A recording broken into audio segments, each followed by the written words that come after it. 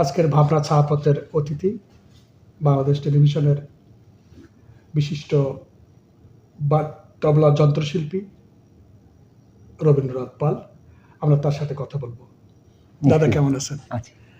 ভালো আছি। হ্যাঁ দাদা, এতক্ষণ আমাদেরকে যে তবলা লহরী যে মূর্ছনাটা শোনালেন, এই যন্ত্রটার সাথে আপনি কবে থেকে জড়িত হলেন? ধন্যবাদ। এই যন্ত্রটা আসলে আমার কি বলবো, এটা সাল হিসেবে যদি বলি তা 55 বছর হবে, 55 ইয়ার্স। আমি টেলিভিশনে 30 বছর চাকরি হয়ে গেছে আমার। এই যন্ত্রের সাথে পরিচিত 55 বছর একদম কনফার্ম। এটা 4 বছর বয়স থেকে এটা আমার কাছে আছে বা আমি আছি এর সাথে। এটাই যাদের কাছে আপনি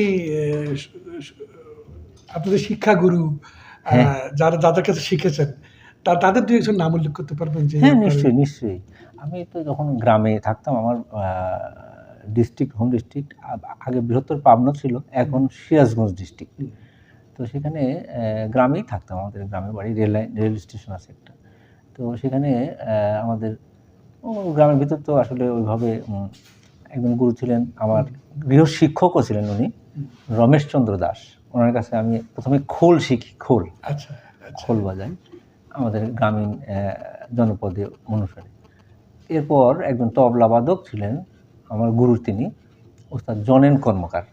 উনি বিভিন্ন যাত্রা জগতে উনি খুব বিখ্যাত ছিলেন, ওনার কাছে তালিম হয়। তারপরে আবার আমি ইন্টারমিডিয়েট করার জন্য পাবনা চলে যাই। সেখানে ওস্তাদ সুধীর কুমার বিশ্বাস আমার গুরু ছিলেন, সবাই গত হয়ে গেছেন। আর ঢাকাতে আসার পর ওস্তাদ কামরুজ্জামান মণি, আমাদের সারা বাংলা, ওনার বইও আছে, ইউনিভার্সিটি পার্ট 2। তো যা হোক, ওনার কাছেও আমার অনেকদিন তালিম নেওয়া হয়। এই মোটামুটি গুরুদেব তা আছেন আর কি, এখনও সবাই গত হয়ে গেছেন। এখন তো মানুষ পাওয়া কঠিন এখন। আমরা যতটুকু জানি যে সঙ্গীতের যে একটা খুব গুরুত্বপূর্ণ অনুষঙ্গ হলো তবলা।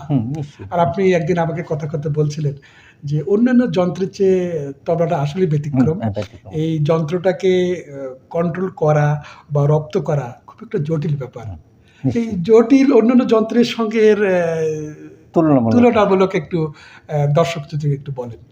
হ্যাঁ, বলা যায়, এটা সুন্দরভাবে বলা যায়।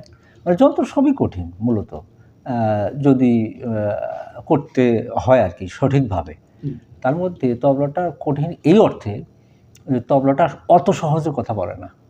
মানে আমি 2-5 বছর 10 বছর শিখলাম আর আমার কাছে হাতে কথা বলবে, আমার সঙ্গে কথা বলবে, এটি সম্ভব না। কিন্তু অন্য ইনস্ট্রুমেন্ট, যেমন কিবোর্ড আমরা আছি, বাঁশি একটু বাজাতে 2-3 বছর বাজালে পারে, সে একটু পিস-টিসগুলো বাজাতে পারে, এটার দ্বারা সম্ভব না। আপনি বোঝাতে চাচ্ছেন যে এটা রপ্ত করতে গেলে একটু সময়ের ব্যাপার, একটু লং টাইম, একটু সাধনাটা দীর্ঘ করতে হয়। একটু মানে আমি কি বলবো, তবলার যন্ত্রটার সম্বন্ধে আমাদের দেশের মানুষের হয়তো দেখেন সবাই, টেলিভিশনে বাজাই আমরা, দেখতে যেমন সহজ লাগে, আসলে বিষয়টা এত সহজ না। এর কারণ হচ্ছে এটি যে প্র্যাকটিস লেভেল। হ্যাঁ, অন্যান্য যন্ত্রগুলা আমার যতটুকু দেখার বাংলাদেশে, ও 2 ঘন্টা 3 ঘন্টা 4 ঘন্টা 5 ঘন্টা প্র্যাকটিস কেউ করেন, করলে পারে সে একটা প্রফেশনাল মিউজিশিয়ান হিসাবে হয়তো আত্মপ্রকাশ করেন, বুদ্ধি ভালো থাকতে হবে সেখানে। আর তবলায় ঠিক এরকম না, তার উল্টা। মানে তবলায় যেমন আমার জীবনে আমি 10 ঘন্টা 11 ঘন্টা 12 ঘন্টা প্র্যাকটিস করেছি একসময়, যখন ডিগ্রি পড়াশোনা করি। তো এমনি নর্মালি 6 ঘন্টা প্র্যাকটিস আমি পার ডে করতাম সেখানে। তারপরেও তবলাটা বেসিক্যালি কথা বলতে চায় না, মানে এটার সমস্যাই একটা, কথা বলতে চায় না। আমি মাঝখানে কিছুদিন বাঁশিও বাজাতাম, দেখি যে বাঁশি এই 10-12 দিন বাঁশি বাজানোর পর গান বাজানো যায়। হ্যাঁ, ওই মিউজিক্যাল সেন্স অবশ্যই থাকতে হবে। আমার যেহেতু তবলা বাজাতাম আগের থেকেই, আমার শখ হয়েছিল বাঁশি করার।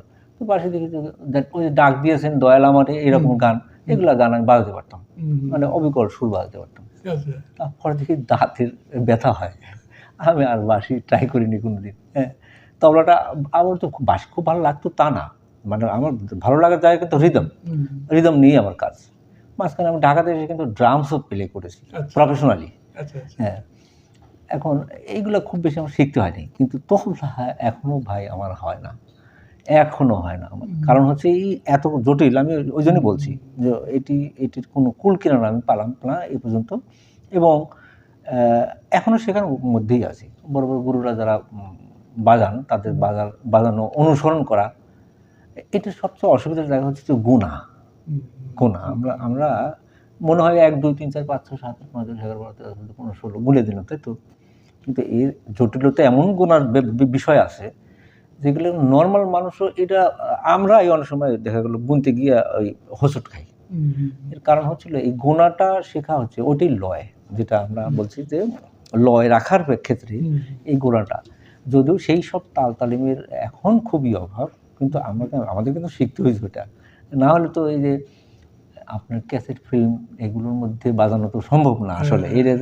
এটা এবং ওই যে আপনার একটা রেকর্ডের মধ্যে বাজানো সম্ভব না, যা আমার বাজনাটা শুনবে আরেকজন পিপল, তাই তো? এবং থেকে যাবে কিন্তু বাজনাটা, মানে ওয়ান টাইম না।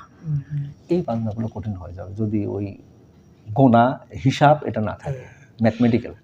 দাদা, যে যন্ত্রটা সামনে আপনার আছে, আমরা কথার ফাঁকে আরেকটু এর একটু সুরের মূর্ছনাটা আরেকটু দর্শককে দেয়। হ্যাঁ, অবশ্যই একটু কোনটা একটু বাজিয়ে শোনাবেন দর্শককে একটু রিল্যাক্স দেওয়ার জন্য। হ্যাঁ, রিল্যাক্স দেওয়ার জন্য। ধরেন আমি যদি বলি, আমাদের এই যন্ত্রে 2 ধরনের প্লেইং আছে। যেমন একটি হচ্ছে সলো আইটেম, মানে আমি তবলা একাই বাজাবো, পাশে হয়তো কেউ হেল্প করবে আমাকে, সেটা একটি বন্দিশ থাকে, 16 মাত্রা বা 10 মাত্রা বা 12 মাত্রা, এরকম একটা বন্দিশ থাকে। হারমোনিয়াম হতে পারে, স্টাজে হতে পারে, সারেঙ্গিতে হতে পারে, এগুলো থাকে। এটাকে লহরা যখন বাজে, তখন তবলা বাদকই মুখ্য হয়ে যায়, তখন উনি সহযোগিতা করে। আর আমরা যখন গান বাজাই তখন গান মুখ্য, আমরাই হচ্ছে তার অনুষঙ্গ, সহযোগী। তো লহরা যেটা বললেন আপনি, লহরা আসলে মেন ওইটাই, যে তখন আমি হলো নায়ক আর আমার সঙ্গে যে আছে সহনায়ক, তাই তো?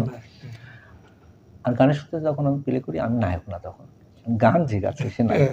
তো প্লেইং এর মধ্যে পার্থক্য আছে, দ্যাট ইজ ওটা কমার্শিয়ালিটি, যেটাকে বলে আমরা কমার্শিয়াল বাজনা যেটাকে বলি, মানে গানটার সঙ্গে যা লাগবে তখন আমরা সেটা বাজাচ্ছি। আর যখন আমাকে বলবেন আপনি একা কিছু শোনান, তখন কিন্তু এটি আর এক ধরনের, তারা একটু ব্যাখ্যা তো লাগেই। এই জন্য কথাটা বলছি। সেটা আপনি ধরেন আমি আগের বাণীটা বাজালাম, তাই তো? প্রথম বাণীটা, সেটা হচ্ছে এক ধরনের ওটার একটা নাম আছে, মিশ্র লয়কারী গত, মানে বিভিন্ন ধরনের লয় একটি ক্লিকের মধ্যে দিয়ে যাচ্ছে, তার এন্ডিং আছে। আবার এখন একটা বাজাই, দেখেন, এটাও এক ধরনের টুকরা বলা যায়। তো এখন এটাও মিশ্র লয়কারী, মানে মিশ্র লয় মানে বিভিন্ন ধরনের গতি এখানে প্রকাশ হয়, এবং এই গতিগুলোর একটা নামও আছে। আমি একটু ডিপ ভাবে বলছি আর কি, বা সাধারণ মানুষ বুঝবে এই কথাটি। সেটা হচ্ছে পশু পাখি যে আমরা লক্ষ্য করি, পশু পাখি ওইদের চলার গতিগুলোকে আমরা গতি বলি। যেমন হাতি চলে কিভাবে, হাতি, এলিফ্যান্ট চলে, দেখেন ও ট্রিপলেট চলে, মানে 3 গুণে, ধা ঘেনা টেকে ঘেনা, এই ছন্দে চলে হাতি। আবার কাত তেতে তেতে কথা গদি ঘেনে রাত তেতে ঘেরে না গদি, এটা হলো হাতির ছন্দ, গজগতি ছন্দ। এই আবার যখন আপনি ঘোড়া যখন যাবে, তখন ঘোড়ার ছন্দ কিন্তু আলাদা, ধা ঘেনাকে দেনে তাকে ঘেনাকে দেনে। সাপ যখন সর্পগতি ছন্দ, দা ঘেনা তেতে দাদা ঘেনা তেতে কাদা গে দা ঘে তেতে দা ঘেনা তেতে ঘেনে দা ঘেনে ঘেনে দাদা ঘেনা তেতে, সাপের গতি। তার মানে এক গতি আছে, হংসগতি ছন্দ আছে। ব্যাপারটা হচ্ছে এইরকম ভাবেই তো গতিগুলোকে সাজিয়ে নিয়ে এটাকে মিশ্র লয়কার করে। তা আমি একটা নতুন জিনিস বাজাচ্ছি, সে দেখেন